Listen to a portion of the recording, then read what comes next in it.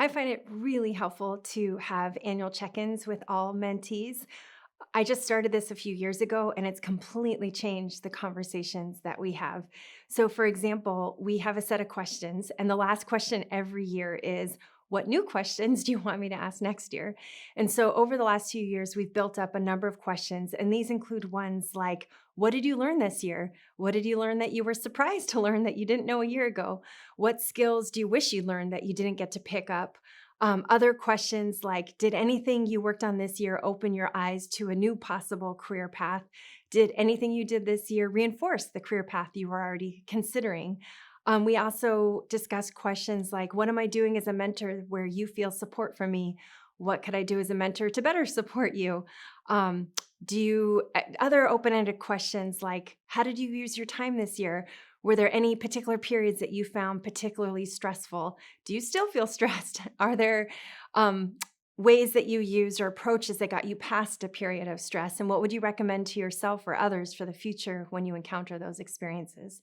But I find having these kinds of open ended discussions and both showing the mentee that I care about their well being and their future really opens them up to recognize that I see them as a whole person. I think they already knew that, but I think this check in really reinforces that so that it really opens up the dialogue to what they want to get out of their career. So I think it's important for any trainee, whether it's a graduate student or a postdoc, to think about where they want to go and what they're doing that's preparing them for that next step. And so using one of the tools that's out there, whether it's Imagine PhD, which is created by the Graduate Career Consortium, or My IDP, which is out of Science Magazine, or just talking about some self-reflective questions about who you are today and who do you want to be tomorrow.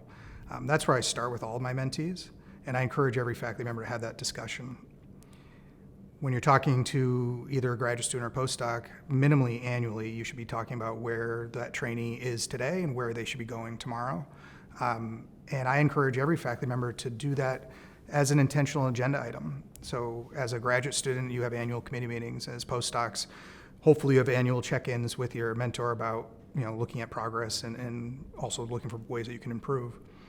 But one of those meetings should just be about career, and using the prompts that come out of My IDP, Imagine PhD, or whatever tool that you choose to use that as a conversation starter, so then you can both get on the same page. The sort of non-traditional tools that I like to use with fellows when I talk with them, not necessarily when their faculty mentors talk with them, is visualization of next steps, kind of beginning to crystallize what the perfect job for them might look like, and then begin to work backwards on a path forward. Thinking about timeline of transition.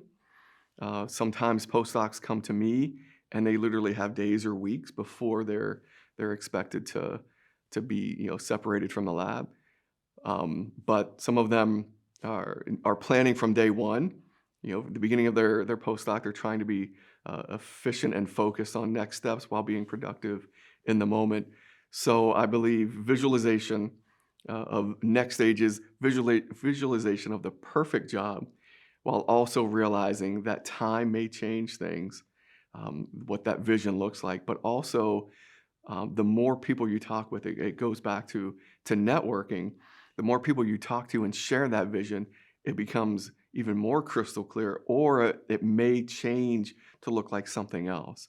But the idea being, if you have something to move towards, something to share with others, but also to move towards yourself, you begin to be a lot more strategic in the decisions you're making towards that specific career.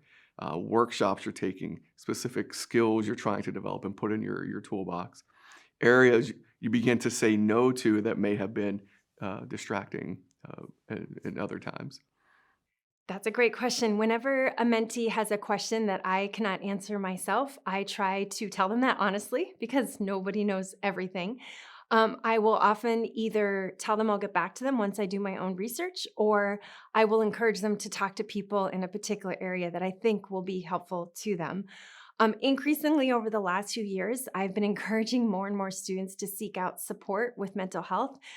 If they come to me, whether to share their stress or anything related to that, I always am empathetic and I have a good ear, but I really try to stress that I'm not a professional therapist and that to give them the support they need, it's really important to get help. And Boston University has wonderful behavioral health services that students and postdocs can tap into.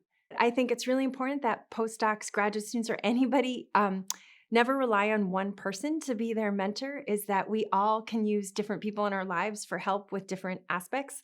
And so don't be shy. If you have one formal mentor, don't only rely on them. If you have multiple mentors, reach out to even more, because I really believe the more people you talk to, the more generally constructive advice you're going to get.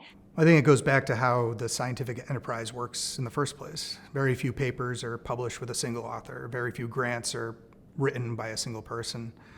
And in our role in mentoring different trainees at different stages, none of us could have all the potential answers.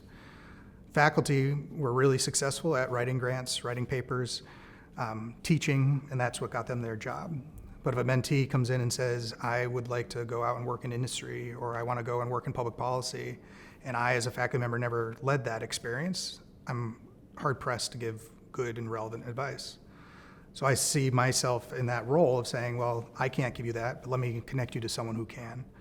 And so as a dean, my job is to not always have all the answers, but to know where all the answers are. And I connect my trainees and even faculty who call up and say, I need help in this place. Can you give me some resources? And so many of us who are in the upper levels of administration should be not out there just to solve problems, but to really connect the problem to the next answer or set of answers.